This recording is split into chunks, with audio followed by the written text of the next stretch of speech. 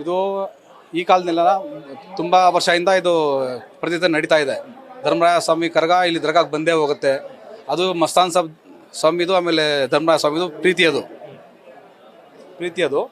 ಆಮೇಲೆ ಇಲ್ಲಿ ಬಂದ್ಬಿಟ್ಟು 3 ಸುತ್ತ ಹಾಕಿ ಹೋಗುತ್ತೆ. ನೀವೆಲ್ಲ ಏನೆಲ್ಲ ಪೂಜಾ ಕಾರ್ಯಕ್ರಮ ಇರಬಹುದು? ಹೌದೌದು. ಇಲ್ಲಿ ನಾವು ಬಂದಮೇಲೆ ಫಾತಿಹಾ ಮಾಡಿ ನಾವು ದುವಾ ಮಾಡಿ ಅವ್ರಿಗೆ, ಆಮೇಲೆ ಹಾರ ಹಾಕ್ತೀವಿ.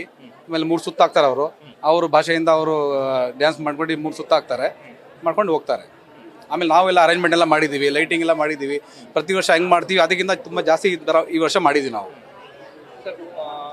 ಅದು ಬಿಟ್ಟು ಎಷ್ಟು ವರ್ಷಗಳಿಂದ ಇದು 350 ವರ್ಷದಿಂದ ಆಗ್ತಾ ಇದೆ ಸರ್. ನಮ್ಮ ಮುತ್ತಾದ ಕಾಲದಿಂದ ನಾವು ಕೇಳ್ಕೊಂಡು ಬರ್ತಾ ಇದ್ದೀವಿ. ಆಮೇಲೆ ನಮ್ಮ ತಂದೆ ತಿರೋಗ್ಮೇಲೆ ನಾವು ಇವಾಗ ಅದಕ್ಕೆ ಇದು ಮಾಡ್ತಾ ಇದ್ದೀವಿ.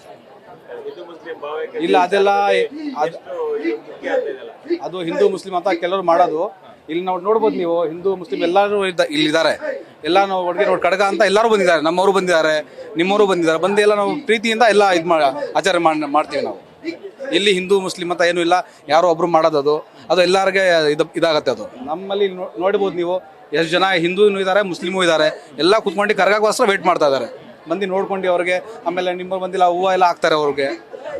ನಿಮ್ಮ ಮುಸ್ಲಿಂ ಸಮುದಾಯದವರು ಯಾವ ರೀತಿಯಾಗಿ ಬರಮಾಡ್ಕೊಂತೀರಾ ನೀವು? ಯಾವುದಕ್ಕೆ ಪೂಜೆ ಹೌದು, ನಾವೆಲ್ಲ ಅರೇಂಜ್ಮೆಂಟ್ ಮಾಡಿದೀವಲ್ಲ ಇಲ್ಲಿ ಎಲ್ಲರಿಗೆ. ನೋಡಿ ಲೈಟಿಂಗ್ ಮಾಡಿದ್ವಿ ನಾವು. ನಮ್ಮ ಹಬ್ಬ ಹತ್ರ ನಾವು ಆಚರಿಸ್ತಾ ಇದೀವಿ. ಇದು ಏನಕ್ಕೆ ಕರಗ ಅಂದರೆ ಧರ್ಮರಾಯ ಸ್ವಾಮಿ ಕರಗ ಅಂದರೆ ತುಂಬ ಫೇಮಸ್. ಅದು ಮೈಸೂರಲ್ಲಿ ದಸರಾ ಹೆಂಗೆ ಫೇಮಸ್ ಇದೆ, ಹಂಗೆ ನಮ್ಮ ಧರ್ಮರಾಯ ಸ್ವಾಮಿ ಕರಗ ಫೇಮಸ್ ಇದೆ ನಮ್ಮ ಕರ್ನಾಟಕದಲ್ಲಿ.